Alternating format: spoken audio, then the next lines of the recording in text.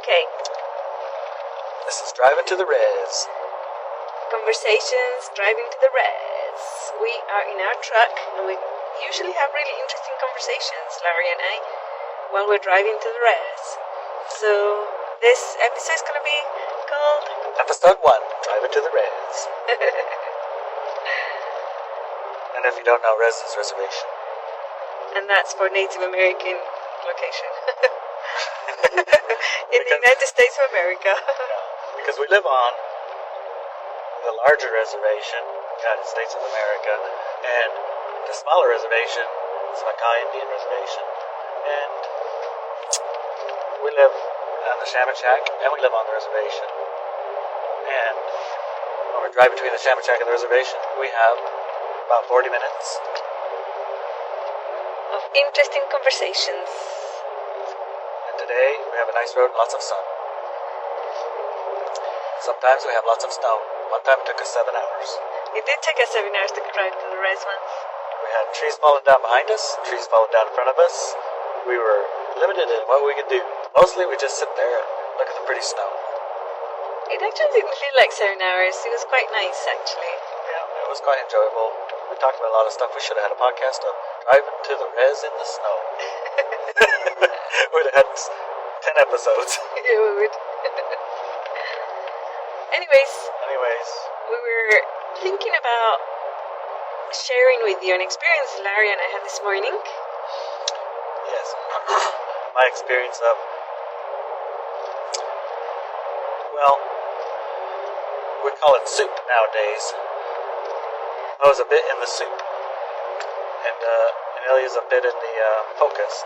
So I was doing dishes, and I was trying to build a company around seaweed, kelp, and applying for a internship with NOAA and the Veterans Affairs company, and cooking some breakfast and trying some kelp salsa, eating some pickles, and collecting the eggs, and thinking about the chicken coop, and that we needed to drive to the res today, and we were at the same time thinking about what we're going to talk about for our podcast. And so I got maxed out. I ran out of bandwidth.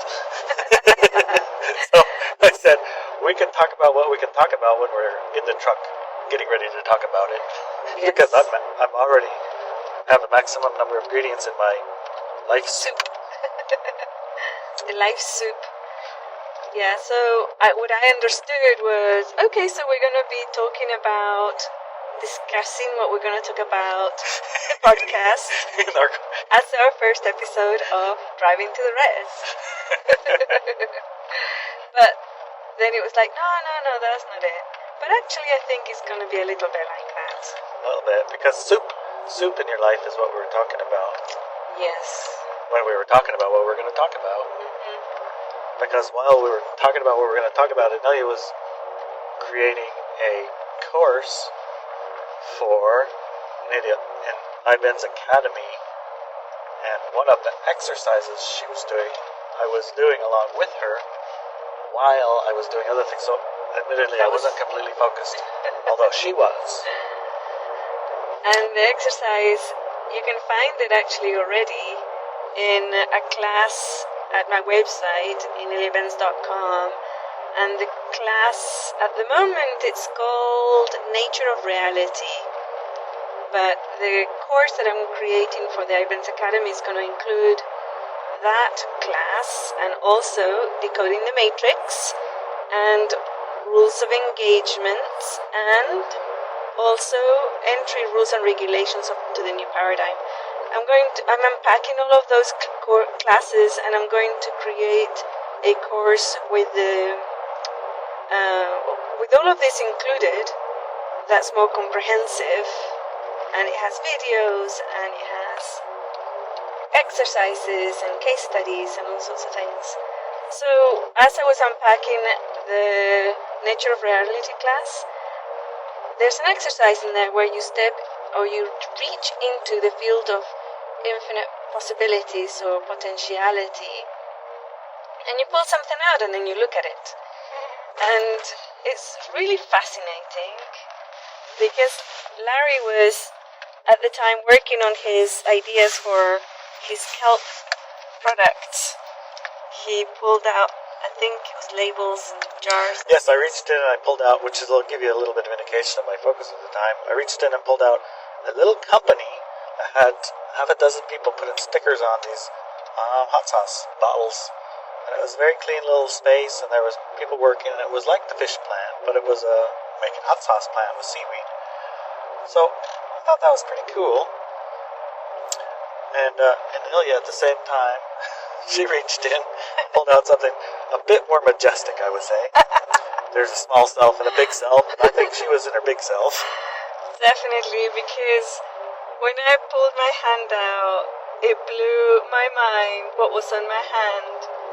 What was on my hand was Gaia made of light, and it just blew my mind, my emotional body, my egoic body, my physical body out of the water. It was so powerful that it stopped everything. I mean, I couldn't work anymore, I couldn't do anything. I was just overwhelmed with the beauty of it and the majestic part of it, for sure, and the high frequency that it just exploded out of it. It was just such an amazing experience. I just put my hand into the field of potentiality, pulled it out, and there was Gaia in my hand, and it was that beautiful, high frequency, light filled Gaia. It just blew me away. You know, even now thinking about it just blows me away. I don't know. I'm speechless. Makes you speechless. I'm speechless. You're just sitting there in awe and going, what have I just experienced? What am I just witnessing? What am I seeing? This is something so right. It is, yeah. It was so right. There's no words. There's no words. I'd say do it yourself and see how it feels. Yeah. You can't really express it. I mean, words don't make it. Don't give it justice. It's just so much. There's muchness of it. Full. So obviously you can reach into the field of limitless potentiality at any state, tiny, big, middle, whatever, and you can pull out something, anything that really pertains to limitlessly anything. That can include a light a Gaia made of light. Is that what you said? Yeah, it's Gaia. Yeah, Gaia was light. I mean, yeah, it was a light Gaia. A light Gaia without any light dark. Yeah. Just light. Just light, yeah. Or you could pull out labels on for a hot sauce jar. Yes. Or, more accurately, a little company that has people working doing that. Yeah. It's every level of existence, and it is limitless, so there are no limits on what you can pull out of there. There's no judgment, there's no anything. And my plan is for the next few days, I suppose, is to just play with that exercise. I had forgotten about it. I mean, that class is from 2014, I think. I never forgot about that one. That was always one of my favorites. Yeah. But I had set it aside and not Yes. accessed it for years. Yes. And I think that now is the time as we step out into society and step out and create and co-create to start doing this for our own lives, right? I can pull out a beautiful dress, I can pull out a company, I can pull out Gaia made of light, I can pull out a universality of it. The other interesting side of the exercise is the second part of the exercise is that you pull out a peach, and the peach is made of highly positive life force energy, health, everything. It's complete. It's a complete peach.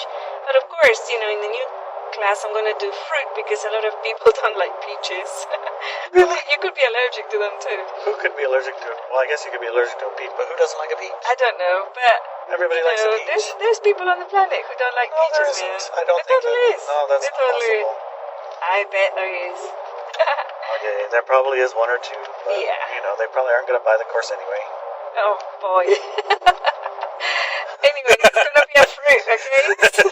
Anyways, after you do it 10 times, you might want watermelon, or an apple, or a passion fruit, or a star fruit, a papaya.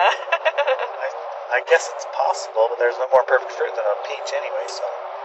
So, anyways, as I pulled that out, and then you eat it, right? Because it's like, I think this exercise can be expanded also to illustrate how you can fulfill all your physical needs with this mindset, like removing the programs of limitation. And as you do that, all those things that it fulfills come in to you in the real world. And so I was going to play with that one for the next few days too, to see what happens.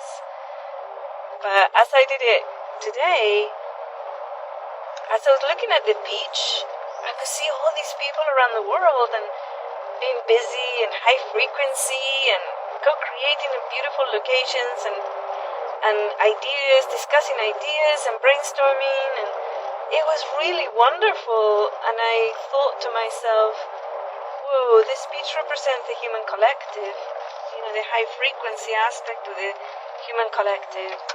So it was fascinating at the same time as the other. So definitely that I'm going to be expanding on that exercise for the academic course, and make it probably the physical nourishment part, the random what are you going to bring out of it, then deciding what you're going to bring out of it, and also including the human collective and bring that out of it. It's going to be good, I think. That sounds pretty big. Yeah. I'm excited. Yeah, we were WhatsApping with our B&Gs and hitting upon a few little things here and there. The B&Gs are the brides and grooms, for anyone who doesn't know. A group of the brides and grooms. Oh, Gaia. Gaia.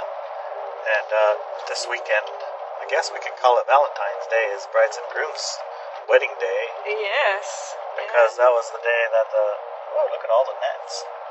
We look right past the river. We can see the nets catching fish there. Catching some steelhead. Oh, there's our whaler. Anyway, what were we talking about? The Valentine's Day being the marriage day for the brides. Marriage day. Yeah. Valentine's Day has been co-opted by the brides and grooms of Gaia. Yeah. That's wedding day. So wedding day, you sign your contract. Yeah. Contractual agreement with Gaia to exist in a high-frequency relationship. Sort of exactly like a husband and wife type one, where you're including each other in your decisions and your choices. Yeah. High-frequency marriage. Yeah. Which, the first thing that happens when people talk about getting married is what? Vowels and programs. I don't want to get married. I don't want him to be the boss of me, or she to be the boss of me, or ball and chain, and on and on and on and on. Although, some people, to be fair, have a little bit of a idyllic nature to the whole process, the fairy princess thing. Yep, some people had no problem with it at all, like zero. Or I can't wait to be in a partnership where I get to share my life with someone, and the sharing is going to make everything that I experience triple, double, quadruple. Yeah. Some have that, but some have the other. So this particular marriage is the highest frequency one you can imagine. And while we were talking about that, and thinking about that, Inelia pulled out Gaia filled with light, or made of light. A light Gaia. Yeah. Which is basically what the brides and grooms are all about. Yes.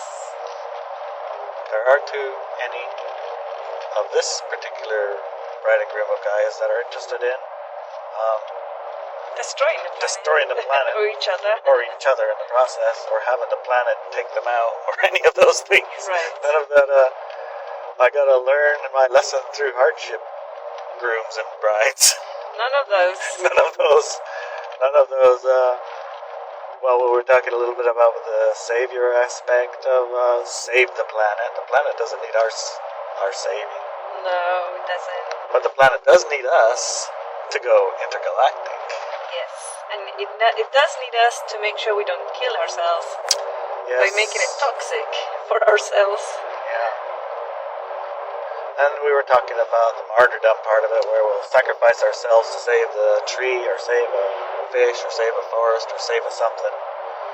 And that's not going to be part of it. Right. And the energy of righteousness is not good either. Right, those are the parts of a marriage that were low frequency that we have discarded. Yeah. So this contract that we're signing, we're going to be putting it out on the web. So if you want to know where it's going to be posted, so you can look at it, decide whether you want to sign it. And the contract's between you and Gaia. It has nothing to do with any groups or anyone else, basically. It's just you and your spouse, Gaia. Right. Real girl Gaia, because it's actually Gaia's androgynous, but we prefer to talk about Gaia as her at the moment.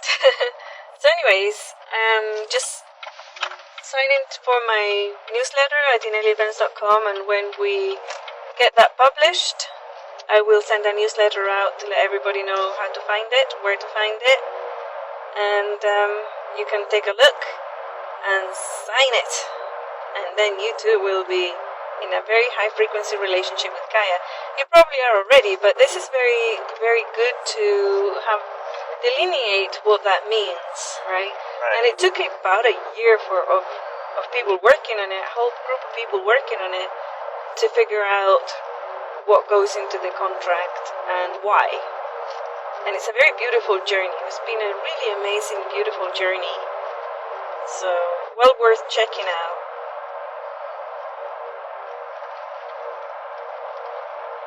Anyways, what else did we decide we were going to talk about on our drive to the res? Oh, well, we were going to talk about what we were going to talk about. Yeah. Oh, bumpy. And of course, you can write to me,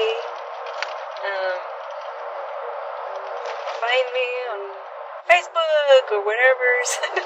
No. Post it under. I'll just look in the kitchen. You're probably sitting right there. Oh, he will look in the kitchen and find it. Might be I'm in talking your about room. our listeners, darling. Oh, well, they already know how to find us. Yeah, you can find us, and you can say, "Hey guys, why don't you talk about this or that or the other?" Oh, well, they should just call me if they want to talk. Yeah, we should have a proper radio station. Because they can't call us when we're driving because there's no coverage most of the way. That's a good point. It is a good point. Where's the elk? There's no elk on the fields today? There were elk yesterday on the way home. There were elk yesterday on the way there. Yeah, there was. There was baby ones too. A whole bunch of baby elk sitting down next to their mummies. Makes you wonder, doesn't it, about elk milk? Would that be a yummy thing? I don't know. Like cashew milk, and cow milk, Elk. almond milk, elk What milk. about I wonder goat if that's milk? a thing. Goat milk. Yeah, remember we watched that last night. Yeah. He was so happy because they didn't have any milk at all for like a year. Who didn't have any milk at all? Those two at home? people, they decided to live in the boonies, and in their method of living in the boonies meant they were going to buy 20 acres in the middle of the wilderness of eastern Washington, in the mountains with all the bears and the cougars. And they were going to live in a treehouse that they built. I don't know if you can call it a tree house. It's more like a tree platform, tiny one. I guess it is a tree house. It would be the It's very size small. that teenagers would have, or 8-year-olds or 10-year-olds would have for their treehouse. Yes. There was a tree in the middle of it, and there was enough room on either side. You could stand there and just about get past each other. But it did have 2 floors. They did? I didn't see 2 floors. Yeah, they made a roof garden because the bears came and ate their garden down on the Oh, ground. that's right. Yeah, and they made a potty, didn't they, as Yeah, well? they made a potty in another tree next to it, the platform to get over so they could go potty at night and have the bears not eat them. Anyway, they didn't have any milk because they didn't have a refrigerator. So they decided to get a goat to have milk. And apparently if you are starving of milk for a year. A fresh glass of goat milk right out of the goat is delicious. But it does not sound delicious to me. Well, I haven't really liked the taste of goat milk. I suppose it's a taste that you get used to it, or if you grow up with it, I think you probably find it delicious. But I Maybe. never was able to get used to it. Yeah, Or me goat's either. cheese. In Spain, they make a really nice goat's cheese, actually, and I was able to eat that. Oh. But I haven't found one that I like here. I think it's one of those tastes that hits that thing that we were talking about another time, which was the taste of your tribe. But I think it was more like, What your genetics your needs. genetics are thirsty for. Yeah. So sometimes you eat something and you go, oh my god, that's so good. I've been missing that my whole life. It could be, well, for the macaw tribe, it was a piece of whale meat for some of them. For Yeah. me, it was this Kelp. seaweed hot sauce. Oh my god, that touched the spot. It's like, that's been missing in my life. Yeah. And I think in some places it's it may be a butter, or it may be a liver, or it could be some organ Spaghetti meat, sauce. spaghetti bolognese, maybe a spaghetti or tomato and olive oil, or haggis, or who knows. There's something with your tribe, and it could be a Scottish tribe, it could be an Italian tribe, it could be a Roman tribe, it could be Indian tribe, and the Native American area, and a venison, a wild meat. There's something that genetically goes, that's Nom, nom, delicious, nom. and maybe that's what goat milk is for some people. Yeah. I get that with artichokes. I don't know what tribe eats artichokes. I don't even know where they're from, but it just hits the spot, Right. It's like, if I could just live on artichokes, quite honestly. They're really good. Yep. And lemon, oh my god. I have lemon on everything. Lemon's just my thing. I love lemon. Remember, that was a thing we were talking about too, was we could start smoking, because if you drink a lemon juice every morning, you're immune to cancer from cigarettes. That's right. Well, my granddad, from my mother's side, he lived until he was in his late 80s or 90s, I think. And he used to smoke 2 packs a day, but even when he was right from the get-go, he would have a glass of lemon juice. Well, it was a full lemon juice with 1 lemon every single morning. That's what he would start his morning with. I don't know if he added water to it or not, but he would just chug it down, and he said, I can smoke as much as I want because I'm having lemon. And I don't know where he got that information. I have no idea, but he did it his entire life. And then when he was in his 90s, he died of pneumonia, and everybody said it was because he was a smoker. He wasn't. He was fine. I mean, he wasn't. He was never had- 90 plus. Yeah, and he wasn't like, he didn't, stop smoking. So the funny yeah. thing was, not too long ago, maybe last year, I was reading some scientific study stuff about this and that and the other thing, and it turned out that natural vitamin C from those sources, like a real lemon, was a curative for cancers that you might get from smoking. Isn't that weird though? He knew this, He knew this way before that science showed up. way before. So anyway, that's if you really have strange. if you have a desire to be a smoker, just be sure and eat Well, lemon every we're not morning. propagating smoking here. It's like we're not saying go and smoke. We're not gonna. We did like it before, though. Yeah, we did both. We were both smokers before. I started smoking when I was a kid.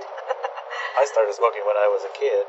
Also, Yeah, it but was we both gave it up at some point or other. because kind of got tired of having basically this open door to Addiction. and Something that controls you. control over me.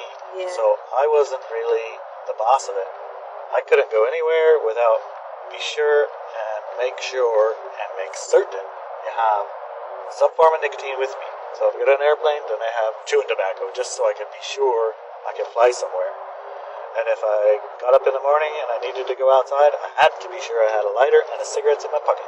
Yeah. And if I went for a bike ride, racing my bike in the mountains, I still had to bring my cigarettes with me. And if I wanted to go swimming, where do you put your cigarettes when you're swimming? They get wet. They get anyways. wet. It's a mess.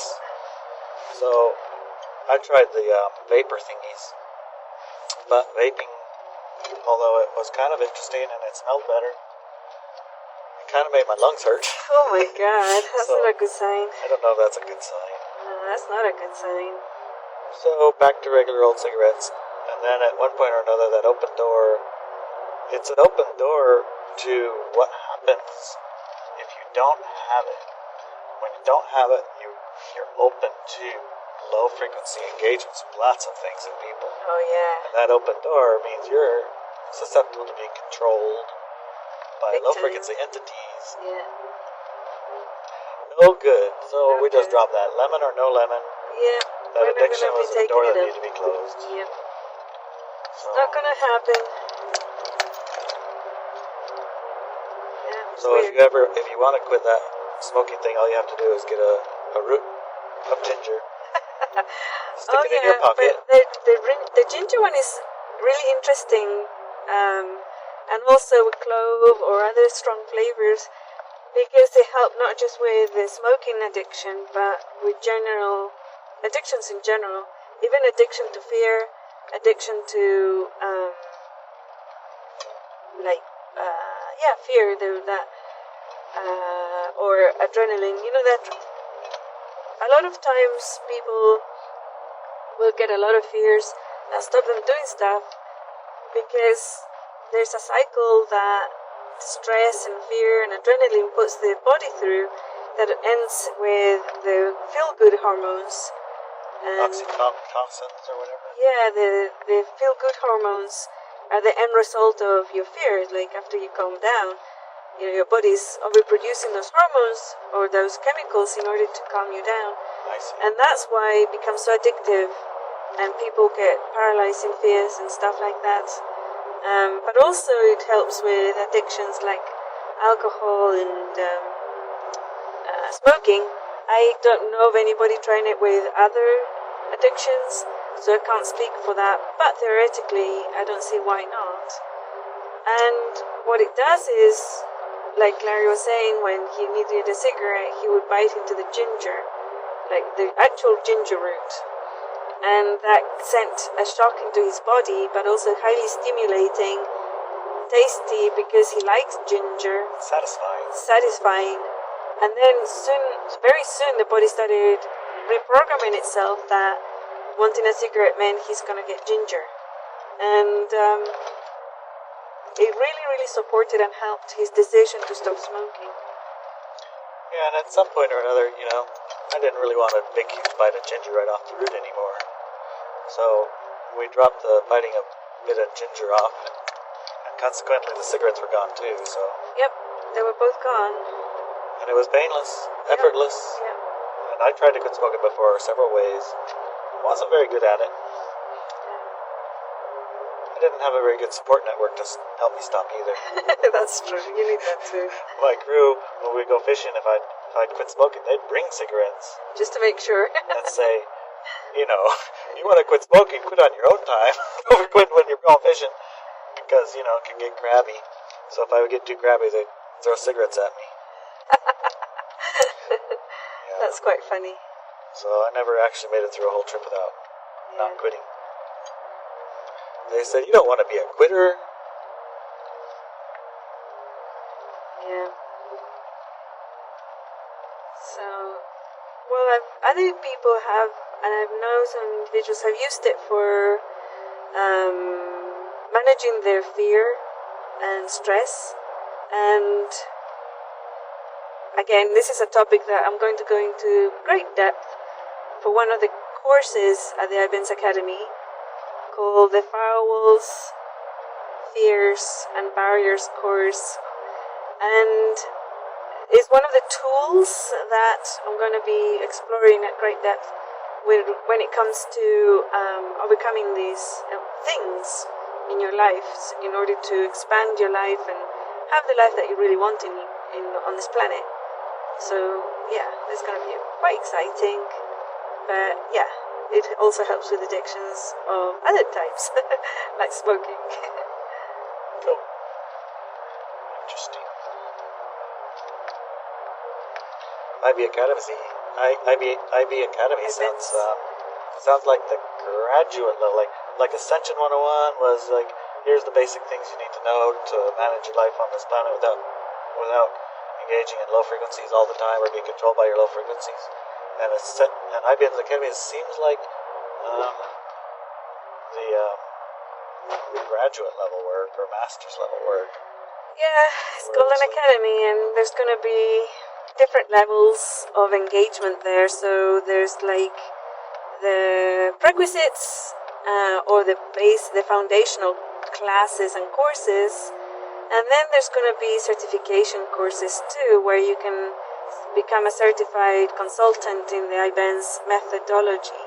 Right? Oh wow, that'd be kind of cool. Yeah, so you'll be able to have your certificate and then use it in your practice as a complementary item, or exclusively the Benz method for your practice. So that's going to be really exciting for a lot of people to be able to use it as a career path.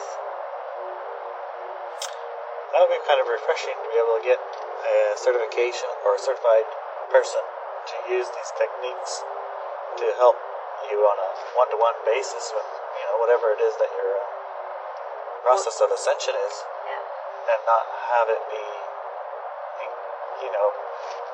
founded upon some kind of dogmatic religion or some strange this, that, or the other thing type, where things, it's like every time I've ever taken courses, at some point or another, inevitably, they've gotten hijacked, or their source material is full of stuff that's just crap, I guess is the only word you can use. Well, the way that I judge those things, or maybe not judge, but measure? Yeah, measure and figure it out. When I like a certain teaching or a religion, I see if it is codependent, if it's creating a codependency in me, or is it creating empowerment? Is it making me independent and encouraging me to step out into life as a very powerful individual, that I don't need them or the dogma to really do good in life? I take the tools and I use them, and they're just part of my toolkit, not the only. If I hear the word, this is the only answer, this is the only solution, this is the only whatever's, then I run a mile. It's like it's like that. People have a tendency to do that too. They find something that works, and they people do. The answer to everything is this. Whether it's essential oils or Reiki or Qigong or Tai Chi or Kung Fu or a guru of some sort. Definitely some guru boy or some guru girl. Or if they say this is the only solution, it's the only way to do everything in life, then that's already a red flag for me. Anyways, we are at the res. We arrived! Yay! Okay. So we really enjoyed our first episode of Driving to the Res with Larry and Inelia. We're not done talking, but we're done talking to you. Yeah, we're done talking to you. And looking forward to our next episode and see what we come up with. So let us know what you want to talk about. Talk to you soon. Happen. Bye. Bye.